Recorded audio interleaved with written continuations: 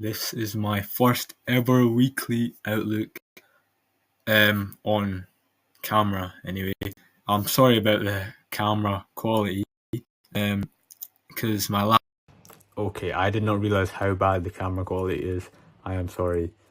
Just please deal with it. I will definitely sort something out. I will change something, anything. I'm never doing that again. But yeah. But you can still see the charts. You can still see everything. Just don't look at me. Just don't look at what. Just don't look at what I'm doing. But yeah, laptop is all right. My laptop just broke. All right. Well, okay. I just turned back on. My laptop is absolutely awful. For the next weekly outlook, I will sort something out. Anything, I will sort something out. But I do need to upgrade my laptop, and yeah, this is what I have to deal with for now. But yeah, so we're gonna start with what is going on. All right, we're gonna start with the economical calendar, and you can see there's GBP red folder news. Keep that in mind. We have CPI, PPI, and unemployment claims. So that's big news drivers. Monday we had no news drivers, but we did have some good movement, mainly because of the news that we had about Powell, something about an investigation or something. I don't really look into it, but yeah. But I do expect the body of the candle, the main expansion of the candle to happen on Tuesday, Wednesday, and Thursday. Between that time, that's where I'd like to get in line. Since the CPI, I'd like to get into swings beforehand if it's given.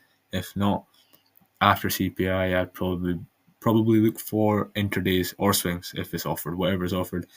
So yeah, let's go into the charts. Okay, so right now we are on DXY. This is the monthly time frame. Currently, we can see, yeah, we are in a range. We ain't moving up, we ain't moving down. So there's nothing to really comment on. You can just see this low gets taken, then this high gets taken, then this low gets taken again, this high gets taken, as well as this high gets taken. Yada yada yada. You get me? Like it's not showing clear direction. You can see if I just draw out what the lower time frame would look like. So price made a low, went up, went low, took that low, moved up higher, took that low, took that low, went up, went down, took that high. That's what it is. Like that's not like if you look at that, that is not giving us anything. So let's go down to the weekly, and you can see that price is taking this low, moved up higher. Keep in mind we're still in a range, and there is a weekly fair value gap sitting right here. And let me go down to the daily. You can see price has moved up. So last week what we had was, let me just remove that. Last week what we were aiming for was like a trade from this daily fair value gap, which we saw a reaction from. If you look right here, we saw a reaction, daily candle flip, and we entered the position. If we go into euro real quick, and the 4 hour, I think was a very good clean swing position, but it was a loss. Yeah, I think it was right here. Yeah, very clean position, entered, loss. So whatever the probabilities, the draw of probability didn't play out, so it's not a problem. I know if I took that trade 8 out of 10 times that it would play out. Yeah. So yeah, so the position was taken from this H4 fair value gap. We saw that reaction from the daily. This swept this high, went up, saw this reaction. We entered, lost. Whatever, it is what it is. So from looking at that, if you look at the daily, you can see price then once flipping this candle went back up, took out that high, plus invalidated the daily fair value gap. So that indicates to me that order flow here, you can see order flow here is bearish, is telling me that higher time frame wants to move up higher for now until I'm proven wrong. So you can see price has moved up, create a daily fair value gap, which we have reacted off nicely, very nicely for a Monday.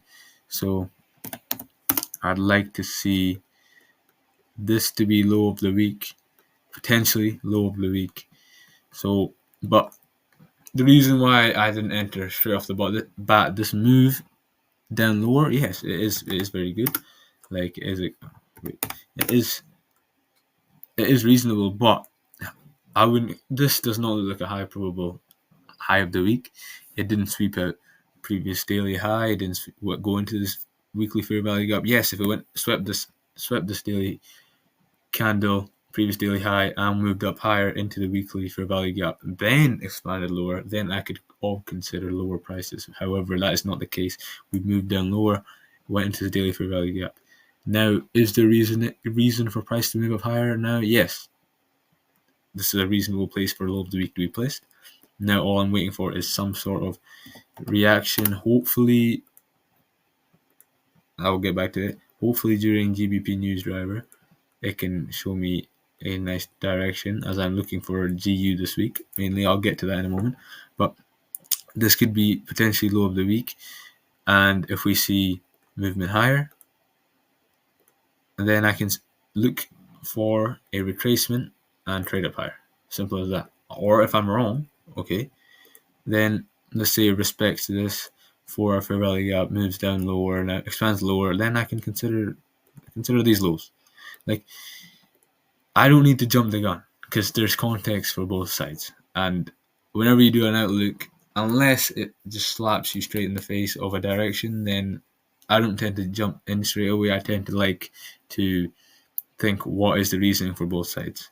If both sides have context, then there's always an area that you can look at. For example, this how price reacts from this daily fair value gap, and how price from this reaction, if it disrespects or respects these 4-hour arrays, then it will give you a reason. Price will give you a reason for a certain direction, and right now it's giving me a reason for higher prices, especially if I see a move up higher. Then I can comfortably go for a position here, trade up higher. Easy as that. So if we look at GBP, that is what I'm mostly interested over EU, just because of how the framework is looking. We can see that on the weekly, this high has been taken and flipped bearish on the first week of January, which you could consider a high of the month. You could consider, not yet, but this looks very viable for a high of the month. So if you look at the daily, you can see a daily fair value gap, just like there was one in DXY. There's a daily fair value gap here, and price has reacted and closed below it. And now Tuesday we have GBP news and CPI.